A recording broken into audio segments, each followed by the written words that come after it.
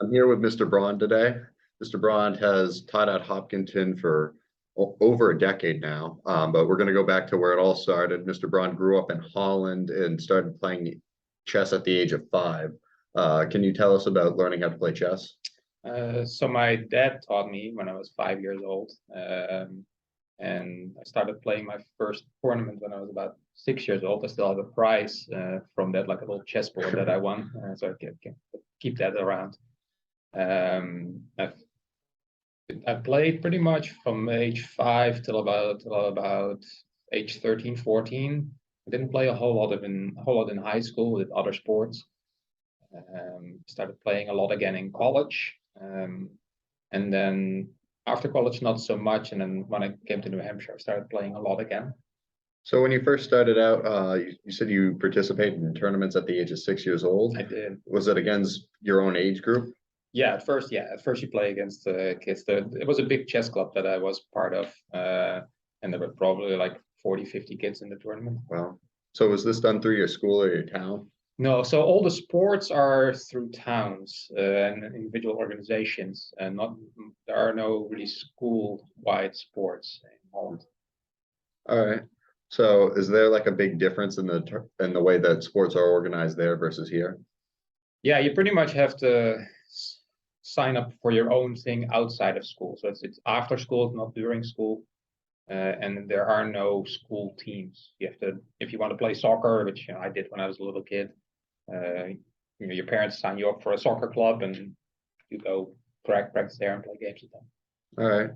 So after that, in high school, you played a number of different sports. Can you tell us about what different sports you played, what you gained from them? So I did track and field. I used to do some long distance running. Like I used to run the 10K a few times a week. I wasn't super fast, but I liked it. I did the javelin quite a bit, long jump.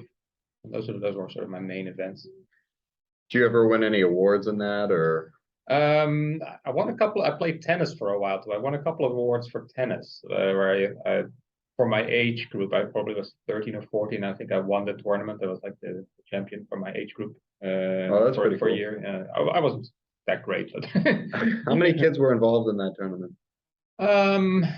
Probably somewhere between 20 and 30, if I guess. Okay, was that so that was a singles tournament? Yeah, it was all singles. Did you ever play a doubles tournament before? Not in a tournament. No, Okay. no. I've played it, but not in a tournament. Do you still enjoy playing tennis? Yeah, for a while I had like an injury in my arm, a tennis arm. So I didn't play for a while, but there's a tennis court almost across from where I live. So with the kids, I'll hit a ball every once in a while, but that's about the extent of it. Yeah. So where'd you end up going to college? So my college was in the city of Eindhoven, which is where the company Philips is based. They make a lot of like televisions and light bulbs. I've heard of them. Interesting. Yeah, it's a really big company, and which is pretty much the reason why the university is there. They fund the university. There was a University of Technology. They only had science subjects basically that you could take, and I did chemical engineering there. So you decided to go with something science-based. Did you discover like a strong passion for science in high school? Yeah, my chemistry teacher in high school, I got along with really well. He and I both played the guitar, and we played the guitar together sometimes. Okay. So I had a connection with him, and I liked science, so I decided to try out chemistry in college. That's pretty cool. When did you start playing the guitar? When I was 10 years old. Yeah, I played the classical guitar when I was a kid. Yeah. So do you still play now? I picked it up again. I played the guitar pretty much throughout middle and high school. Didn't play a whole lot in college. Didn't play much in my 20s or 30s, and then recently I started playing the electric guitar. I play in a band in Concord. Yeah. Oh, really? What's the name of your band? The Doghouse. The Doghouse. Yeah. Wow, that's interesting. So after that, go on to college, study chemistry, get your degree in chemical engineering eventually, but during that time, you also dropped out to become a bird watcher. I did, yeah. I went to college for, I think it was 3 years for chemistry. And then my big hobby as a kid was bird watching. And Yep. I wanted to try that out, so I became a bird watcher for a living for 3 years. I spent a lot of time in the Middle East, in Israel. The birds, when they fly, it gets cold in the winter, so they fly south. In Europe, they go to Africa, and they don't want to fly across the Mediterranean, so they fly around it. They fly across the Middle East. So that's a great place to count them. So that's when I ended up doing this. So is this why you get along so well with Mr. Borg? Yes, we actually go bird watching together sometimes. That's pretty cool. So were you like doing that for the purpose of research for a company or something? Yeah, it was sort of like the Israeli version of Audubon. Like here in New Hampshire, we have Audubon, and there's something similar in Israel. They organize bird counts just to see how the populations are doing, because they're easy to count when they're flying over your head. You have to go look in the forests. In Europe, it's hard to find them all. So did you like have to do spreadsheets and keep logs of that?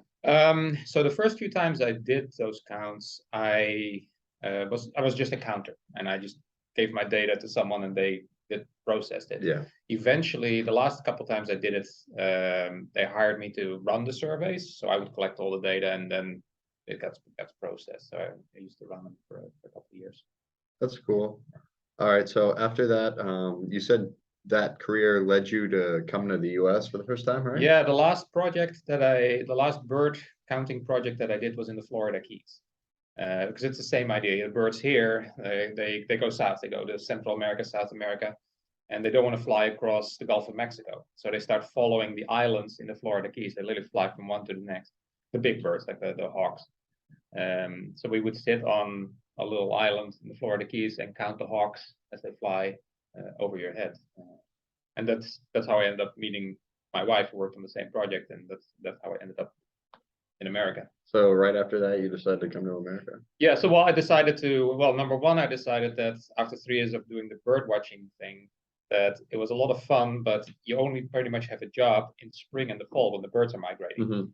And the winter and the summer, you have no income. So I just thought it'd be a smart idea to go back to finish my degree in chemistry, chemical engineering. I also missed it because with bird watching, it's a lot of fun, but you're just counting. You're not using your brain a whole lot, and I missed that part of it. So I went back to Holland and finished my degree, and then I moved to America. Okay. So one last thing that I heard you did was you were a journalist in Holland, actually. I was during my college years, yeah. So to make some money, the town that I lived in, which is a small town of probably about the size of Concord, actually. It had a newspaper, kind of like the Concord Monitor.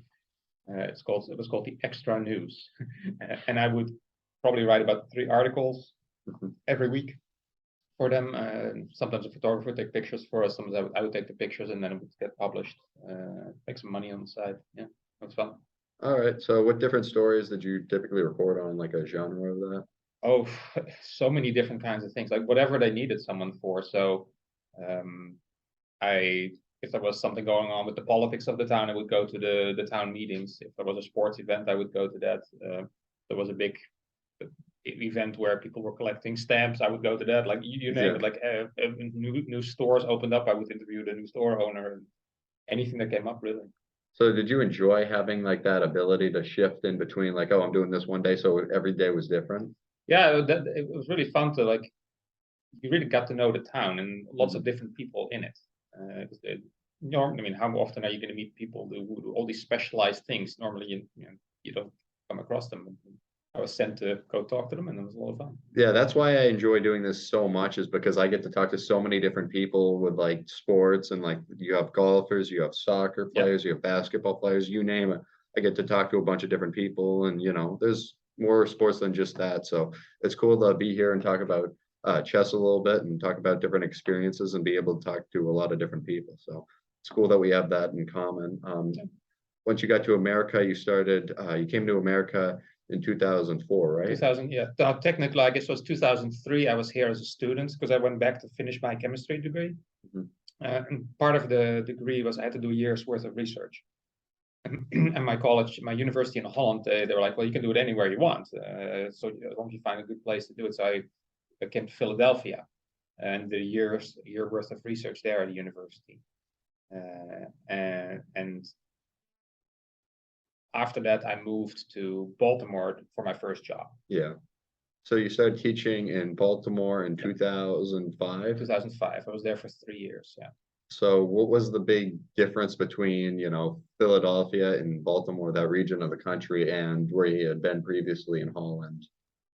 Um, Surprisingly, it's not all that different. Like the northeastern part of the United States, the culture is not that different. Like it's, people get up in the morning, they go do their jobs, and they come home. The culture is not. I mean, people always think it's this big, massive change. Probably if I had moved to Texas or something like that, it would have been a Yeah, big change. But the Northeast, it's not. I didn't have really a whole lot of trouble fitting in. It didn't seem all that different. that's good. So that's interesting to note. So what was the experience of teaching in Baltimore like? So I was at a private school there, which is probably actually about the same size as our school here. So probably about 300 something kids in the high school. So it was surprisingly similar. Now Baltimore is a huge city, and they got really big schools, and but this was a small for their Baltimore, relatively small private school, and yeah, it was not all that different. I think it made the transition coming here relatively easy. All right, so you started here in 2008 and you've been here ever since. What have you enjoyed about teaching at Hopkinton? It's just a really nice school. um, you get to talk, you get to spend your day talking about the subject that you love. So I get to spend my day doing chemistry and physics, and students, they want to learn. Like you don't spend your day doing classroom management. You actually, you're working with kids who want to know about your subject, which is exciting. That's cool. So let's get a little bit more into chess, because when you came to New Hampshire, you started working a little bit more at chess than you had previously. Yeah, I started playing a lot again, especially online. As I started this online service where you can play for free. And then I started after a year or so, I was like, okay, I'm gonna try my hand at some in-person tournaments again. I started playing tournaments in New Hampshire. They have them all, every other month. There's typically a big tournament. And the biggest one that I won was in 2015. That was the New Hampshire Amateur Championship, where the really strong players that are almost professional are not allowed to play. It's really meant for amateurs.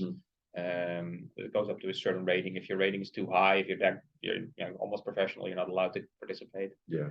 And I ended up winning that, and that was fun. Oh, that's pretty cool. What do you think about chess that gets like overlooked and disrespected compared to like other sports? Because chess is absolutely a sport, it's just more of a mental sport than a physical sport. Well, people underestimate how much energy it takes. Like the games I used to play in tournaments in Holland, they would last the longest games would last 7 hours. Whoa. So it takes a lot of mental energy, and it takes a lot of energy, period, to do that. And if you look at the current top players in the world, they spend a lot of time working out so that they're fit, like that they can actually like sit and think. I mean, think about it. If you're studying for something, for a test at school, it takes a lot of energy. Yeah. And afterwards, you feel drained, you're tired, and imagine doing that focusing for 7 hours straight.